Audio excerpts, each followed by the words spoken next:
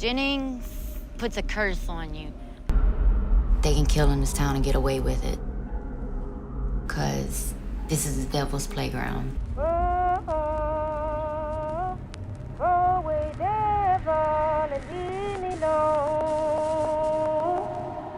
There's no easy way to get to Jennings, Louisiana. Small two-lane roads eventually lead you to this small town with a bustling main street. But for years, this town has been hiding a dark secret. Never before seen police documents, and what he's found suggests a very different and frightening theory. I know you're actually afraid of what's going to happen to you at this point, safety-wise. Yeah. Just know I did do the recording. I knew what happened, and I don't think nobody wants people to find out what really happened. But you're saying you don't feel like you could talk to anybody in Jennings about it at this point? I've already tried. Frankie Richard. He's no stranger to the streets of South Jennings. He's been called a person of interest by investigators, and for the first time, he's talking to 7 News. Did you take a polygraph test? Yes, I have. How'd you do on it? I'm still on the street. So what really happened to Loretta, Ernestine, Kristen, Whitney, Muggy, Crystal, Brittany, and Nicole? These girls seen something, heard something, knew something that they was not supposed to know. Whoever doing the killing, he got his picks. He just gone for users. He a sick person, tell you that much though. What I think it's going to take is for a quote-unquote higher class citizen, so to speak, to have something happen to them before it really kicks into gear. You want to get away with something? Go to Jennings. What you want to know? What was your relationship with the police during those years? My relationship with the police. The idea that police are somehow involved in 8 killings is widely shared, and there's a disturbing pattern of police misconduct that supports the theory. Hi guys, welcome to my YouTube channel. Today I want to talk about a very small town with a very big mystery. This case takes place in the Louisiana Bayou, in Jeff Davis Parish, or more specifically, the small town of Jennings, population 11,000, where in a span of 4 years, every few months, a dead woman's body would be discovered, dumped in a canal or by the side of the road. A total of 8 women were found between 2005 and 2009, and they would come to be known as the Jeff Davis 8 or the Jennings 8. Rumors of a serial killer were swirling. Nobody could trust anybody. They didn't know if their childhood friend or their uncle or their neighbor or the person they were having lunch with was a serial killer. This case has so many twists and turns, it will make your head spin. I did so much research, I read books, I watched documentaries, I read articles, and at the end, I still didn't know what to believe. As usual, here on my channel, I'm going to give you guys the facts, we'll discuss the theories, and then you can decide. As always, I have to thank my subscribers. I appreciate your support so much. If you are new here, hi, this is me. I wear a tinfoil hat and I talk about true crime and conspiracies, usually cases where it's both, like this one. With all that being said, let's dive in. So the whole thing starts on May 20th, 2005, just a few hours before Loretta Chesson's lifeless body would be discovered. Deputy Terry Guillory showed up at her mother's house in the wee hours of the morning. He told her mother that he was worried that he hadn't seen Loretta in a few days. About 4 hours after Terry Guillory showed up at her door, Loretta's lifeless body was found in a canal. The cause of death was ruled to be undetermined because of the decomposition. However, they did say that there was an injury on her scalp, a small patch of blood. Her identity was confirmed through fingerprints. Now, Loretta's brother Chad, he said that the last time he saw Loretta, she was going into a pickup truck, and the person driving the pickup truck is somebody known as Frankie Richard. There are other people who saw Loretta after her brother saw her, and those people saw her at the Boudreaux Inn. Now, the Boudreaux Inn is this local motel that a lot of the people that I'm going to mention in this case hung out at, and she was with some of her friends, and those people were Muggy Brown and Nicole Guillory. If you're wondering if Nicole and Terry are related, yes, they're cousins. Then, less than a month later, another body was found floating in the canal. And this was only 6 miles away from where Loretta's body was found. This time, the woman was identified as Ernestine Patterson. Ernestine's cause of death was more apparent. Her throat was slit, and she was found partially clothed. And then, months later, another body was found floating in the canal in Jeff Davis Parish. This person was Kristen Gary Lopez. She was totally nude, and her decomposition was also so bad that a cause of death could not be determined. So now you've got 3 bodies in the same town floating in canals. They're all women, and people started freaking out. And there was another similarity between all of the women. All of these women had drugs in their system. And this would create a phrase that the sheriff said that all the women involved were leading, quote, high-risk lifestyles. The term high risk and its various implications would become synonymous with the deaths. And after getting a firestorm of backlash from victims' families, Sheriff Ricky Edwards tried to clarify, saying he didn't mean to sound insensitive or imply they weren't taking the cases seriously. And then there was a break in the case. 2 people were arrested for the murder of the 3rd victim, Kristen Gary Lopez. And those 2 people were Frankie Richard and Hannah Connor. Frankie Richard, if you'll remember, that is the person that victim number 1, Loretta's brother, said she was last seen getting into his truck. That same Frankie Richard. That name is gonna come up a lot. Tracy Chasson, now Tracy Chasson is Loretta Chasson's cousin. Okay, I told you guys this was a small town, population 11,000, right? Everybody's cousins, brothers, sisters, and uncles. She is the one who told police information that led to Frankie and Hannah's arrest. But then a few months after Tracy's statement, she recanted her statement, and then Frankie and Hannah were released and their charges were dropped. Tracy ended up doing an interview explaining herself. I put Frankie Richard and Hannah Connor in jail, and I couldn't live with myself, and I went back and told him that I lied. I just made up the story, and I also put myself in jail for 3 months. Jennings detectives wouldn't leave me alone. I couldn't sleep. Every time somebody would say something, they'd come. I really didn't know where Kristen was dumped. They led me. I just told them the story that I heard on the street. I'd rather not go into details. The truth is, I know nothing. I don't know nothing. I don't know who it is.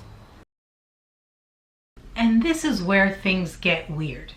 Tracy said that she saw, and it wasn't just Tracy actually, several witnesses said that they saw Kristen get into a pickup truck with Frankie Richard and Hannah. This truck was presumed to be the crime scene, or at the very, very least, extremely important to the case because it was where Kristen last was before she died.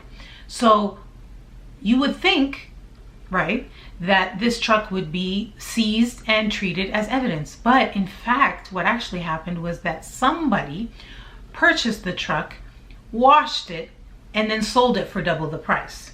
And this person was none other than Detective Warren Gary. Former Chief Criminal Investigator Warren Gary found himself under investigation after he bought a truck from jail inmate Connie Seiler and later sold it for a profit. Some believe that truck may have had a connection to the death of one of the women.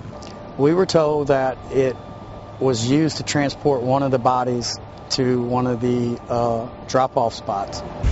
It was a nice truck. That was the truck that Connie and Christian and Tracy was in when they left my motel room right before Christian went missing. Police investigated and no criminal charges were filed against Gary. However, he was fined $10,000 by the State Ethics Board. It's a slap on the hand when you're talking about messing with evidence in a murder case, and he's still an officer on the Sheriff's Department. Evidence may have literally been washed away. It's very suspicious that it was sold, washed and sold. I mean, was there a cover-up or not? We don't know. Yeah, and this detective was the chief investigator of the police department that was handling this case. I don't know what you think should have happened, okay, but I'll tell you what actually happened. He wasn't like fired. In fact, he was promoted. So what happened to Gary after the ethics fine? He was promoted by Sheriff Edwards to run, of all things, the evidence room. Yes, the person who tampered with evidence, allegedly my conspiracy, don't sue me, became the head of the evidence room. It just felt kind of like it just felt like a fuck you. So when they asked the sheriff who, decided this, what was he thinking? This is what the sheriff said. A lot of people want to say cover up and all of this. I have never, nor will I ever, as I don't believe any sheriff in this state would cover up any wrongdoing in our offices. You've got Detective Gary, who took a piece of evidence and washed it and sold it. 2 months go by and there's another body. This time, instead of being found in a canal, the body was on the side of the road. And people started saying it seems like whoever is doing this is getting very brazen, almost taunting the community. This person was identified with fingerprints and it was Whitney Dubois. And then another one, again on the side of the road, but this time the cause of death was determined and it was brutal. Like Ernestine, her throat was slit, but they had poured bleach over it as well. And this person was identified as Muggy Brown. At this point, people were convinced that there was a serial killer loose in Jennings. So the sheriff came out and announced a task force. And then a few months later, another body.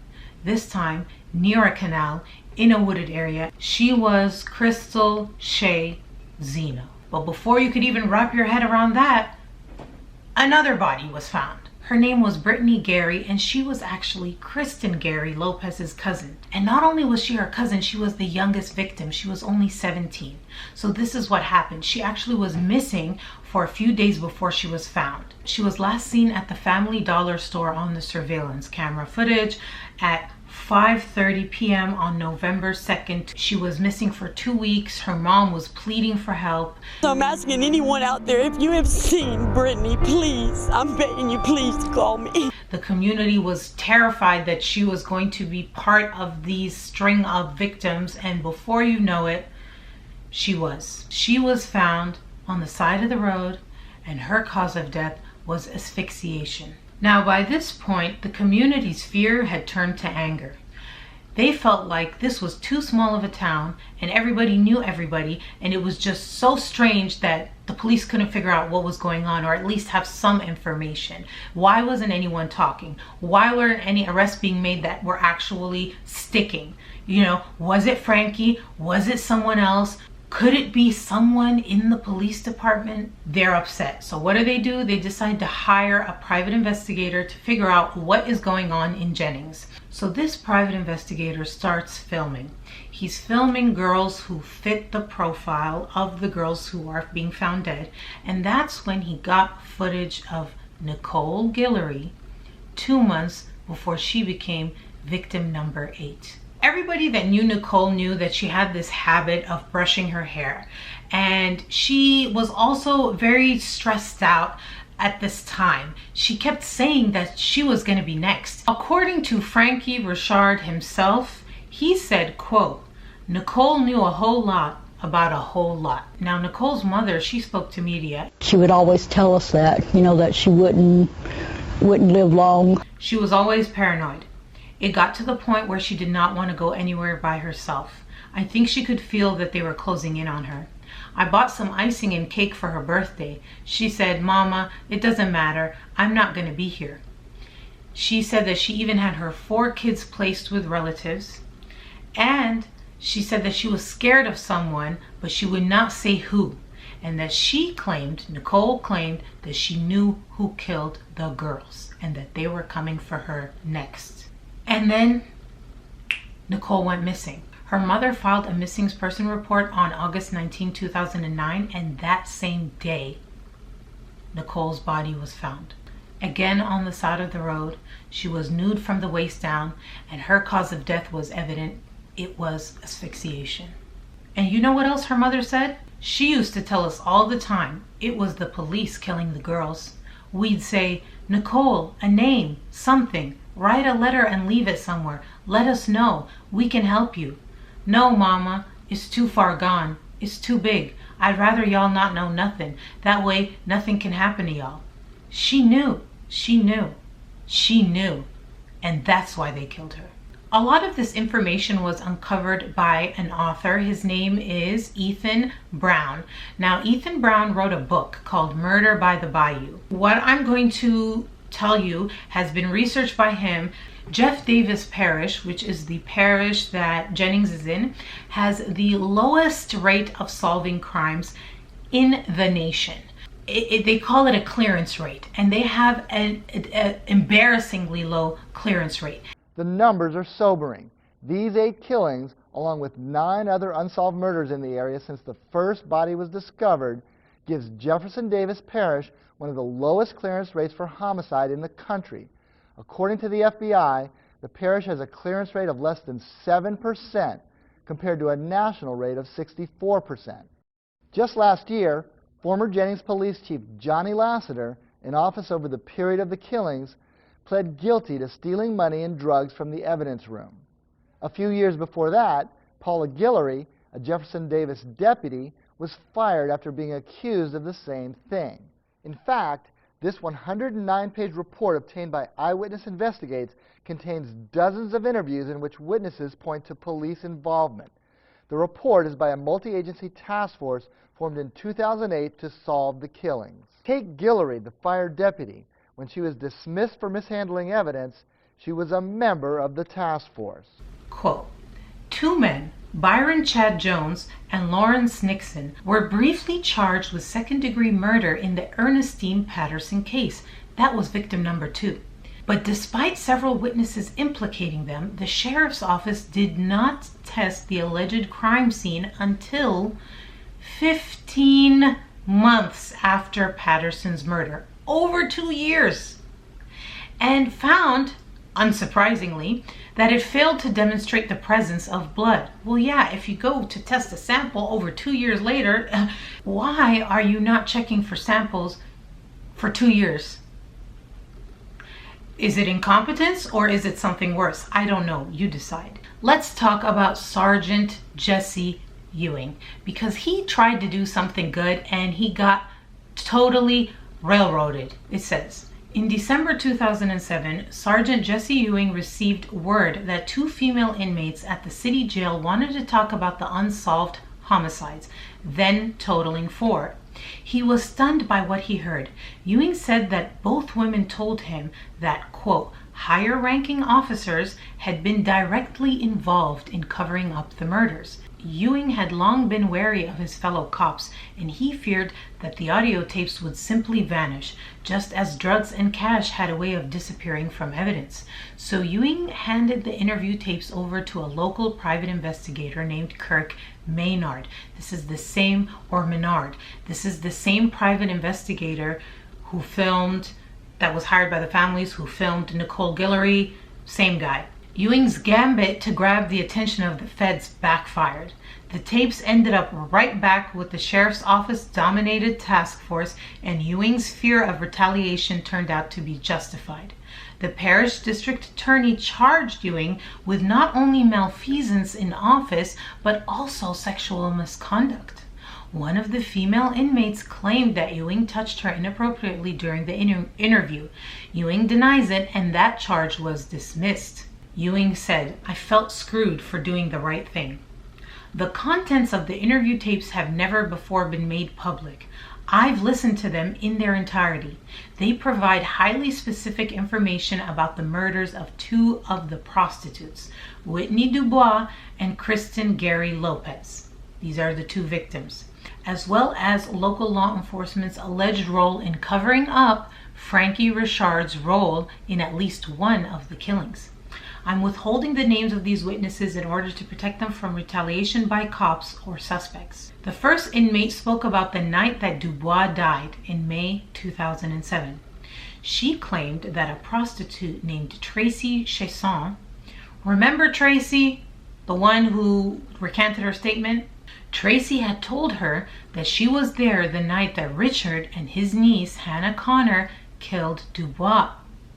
They'd all been getting high, and when Dubois refused Richard's sexual advances, he, quote, got aggressive, he started fighting with her, and when she started fighting back, he got on top of her and started punching her. According to the inmate, Chesson then said that Hannah held her head back and drowned her. Frankie Richard admitted to me that he had spent a portion of the last 2 weeks of Kristen Lopez's life with her and Tracy Chesson partying in a rented motel room.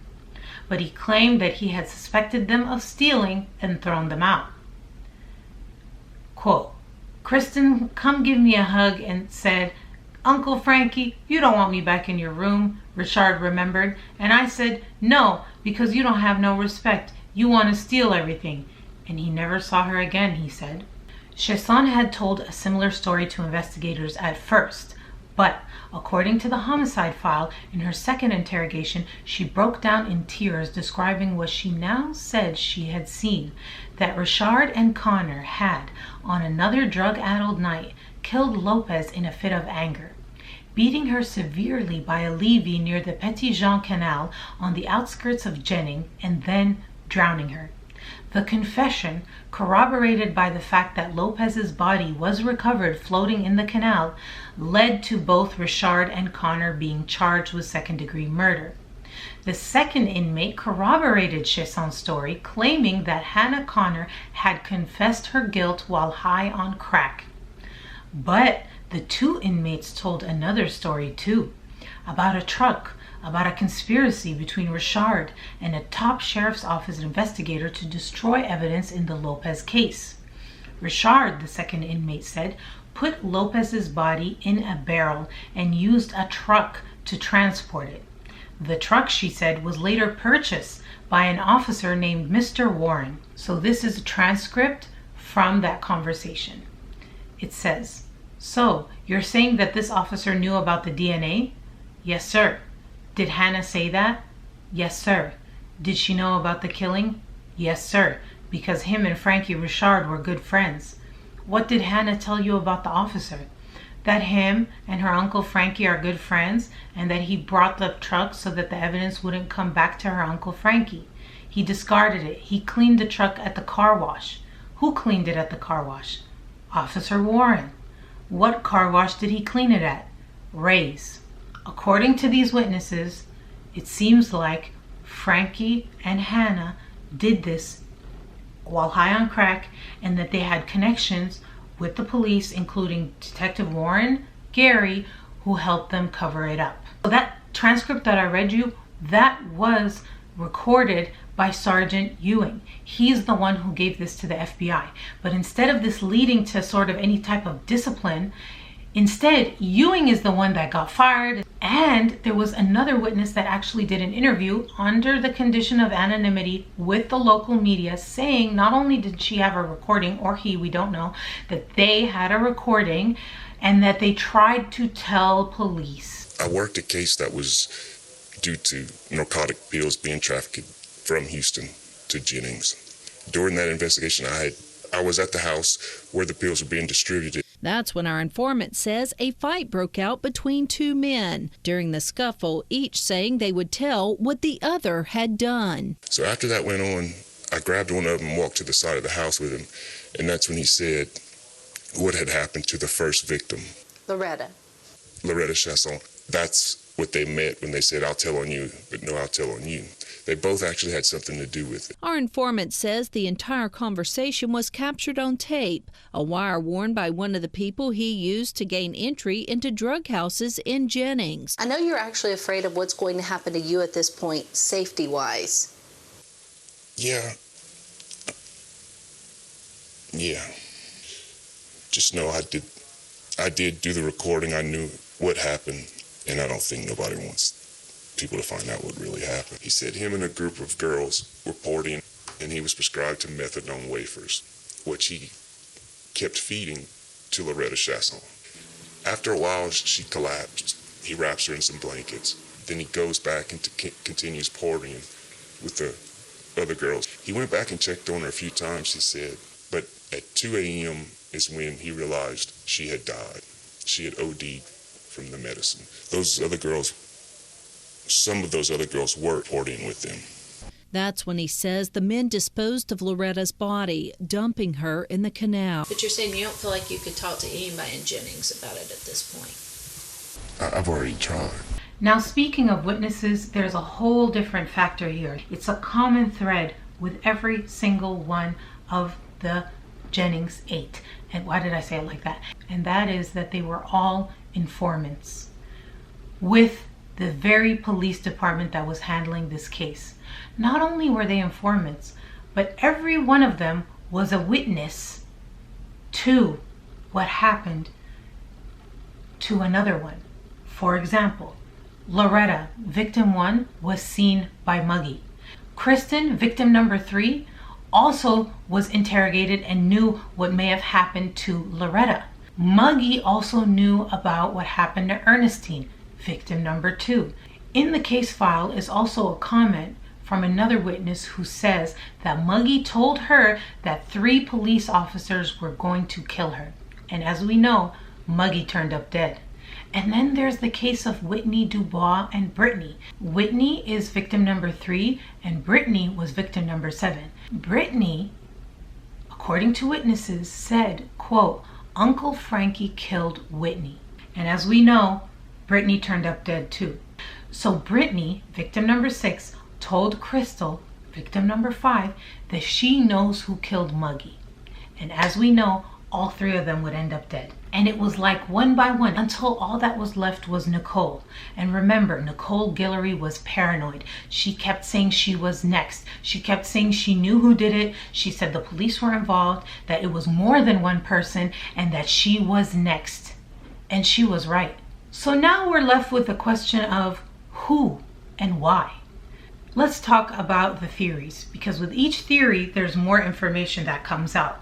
There seems to be this common thread of 3 officers and Frankie, and that somehow it's them. So who? Which officers? Let's start with Danny. Danny Berry was a jailer, and by all accounts he was mean. He was mean for no reason. There was an interview in the documentary with one of the people who was just a random person who was in the jail, and he said that Danny would just sometimes randomly come in, put the pepper spray inside the cell and just spray it, just randomly. The other thing about him was he was kind of, well, they said he had a sex dungeon and it was lined with plastic, a la Dexter. You know Dexter from Showtime, the same channel that has this documentary incidentally, and that his wife would actually recruit women and that they would take these women back into their dungeon, do things to them. And the weird thing that people would say is, okay, let's say you guys were just, into that freaky stuff and whatever, do your thing, but why is everything lined with plastic? What are you, is it for the bodily fluids or is it for maybe blood? Well, according to the case file, Danny Berry was named as a suspect. Danny Berry's dead, by the way. He died in 2010, but it says here that Danny Berry was named as a suspect by at least 3 separate task force witnesses in a single day of interrogations in November 2008. Quote, Deputy Danny Berry would ride around on the south side with his wife, and they would try to pick up girls. And Berry's vehicle was a small blue sports car. Berry would drop off his wife Natalie and she would get the girls. The couple would spike a drink and then take the girls back to Berry's house. One witness even told investigators that, quote, Danny Berry had a room in his trailer that had chains hanging from the ceiling and that a person could not see in or out of the room. According to the case file, Danny Berry was interviewed by investigators once and they did not mention these allegations, and then shortly after he died. But you know who's still alive? Terry Guillory. Let's talk about Terry Guillory. Terry, remember, he's Nicole Guillory's cousin, victim number 8. Furthermore, he was the person who showed up in the wee hours of the morning before victim number 1 was ever found. Remember saying he was worried about her? Loretta. So, according to Loretta's brother, Terry and Loretta had a relationship. Actually, it was sexual in nature, and making matters worse, Loretta was 14 and Terry was in his 20s. And so, according to Loretta's brother, he says that Terry had a thing for Loretta, and that before she died, she actually rode in the car with Terry. And then Terry like randomly shows up and is like, I'm worried about her, she's missing. And then boom, she's found. So Terry was a warden in a jail, and by all accounts, he was your classic crooked cop. According to the ethics report about Warren Gary, the one who took the truck, cleaned it, and sold it, Terry was the one who brokered this deal between the owner of the truck to Gary, who then washes it and sells it. And Terry did more than just that. Terry also provided Richard's niece, Hannah Connor, a thin but serviceable alibi in the murder of Lopez. He said her comings and goings were because of her day job at a cable company, but did not account for her whereabouts that night, according to police reports. Because of Warren Gary and Terry Guillory, 2 members of law enforcement, the Lopez case lost a key piece of physical evidence. Because of Terry Guillory, 1 suspect found herself with an alibi. And because Connor, that's Hannah, the niece, refused to flip on Richard, and Chasson had changed her story repeatedly, the charges against all of them were dropped. So now we've got 3 cops that are alleged to be dirty cops. My conspiracy allegedly, don't sue me. The common denominator, no matter which person you talk about, is Frankie Richard. The interesting thing about Frankie is that he always speaks to media. He's always up for an interview. I think it's crazy, you know. I knew all the girls, never had any problems with any of them girls. I was friends with all of them, and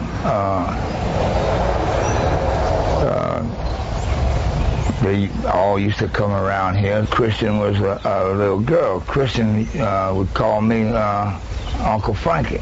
Just before her disappearance, Kristen, along with Tracy Chasson and a woman named Connie Seiler, visited Uncle Frankie in his room at the Jennings Budget Inn where he was staying. I was having some problems with Tracy and Christian taking things that didn't belong to them. So I told Connie not to bring them back to my room. According to Frankie, they all left in Connie's truck. He says that was the last time he saw Kristen alive. Then there's victim number 4, Whitney Dubois. Frankie admits Whitney was at his house just hours before her body was discovered. She was found a couple hours later on the gravel road. Am I a crack addict? I've smoked crack for 20 years.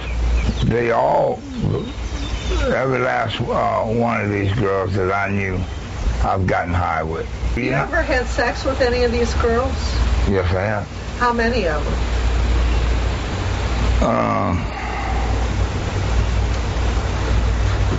Almost all of them.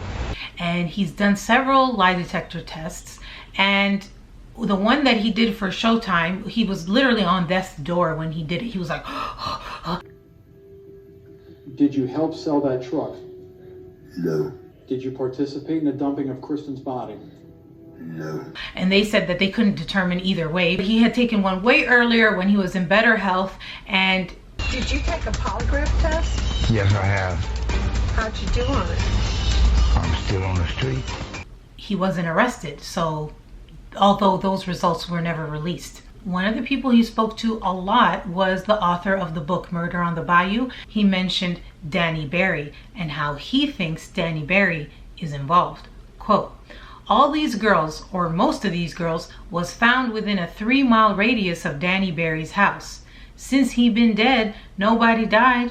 All these mother effers on the sheriff's department are some crooked sons of bitches. So there's this weird thing that happened that the author talks about when he was interviewing Frankie. He says that at one point, Frankie's mother came out and there was this exchange between Frankie and his mother. He says that Frankie said, "They're doing a life history on me." And Frankie's mom said, "Oh Lord." Frankie responds, "I'm not telling them everything." She responds, "Keep some secrets." There is a secret that was revealed by the author, and that is that Frankie Richard was the informant of all informants, because this guy, he's rumored to have pimped out all the girls that were part of the Jennings 8. He is major in the drug dealing world.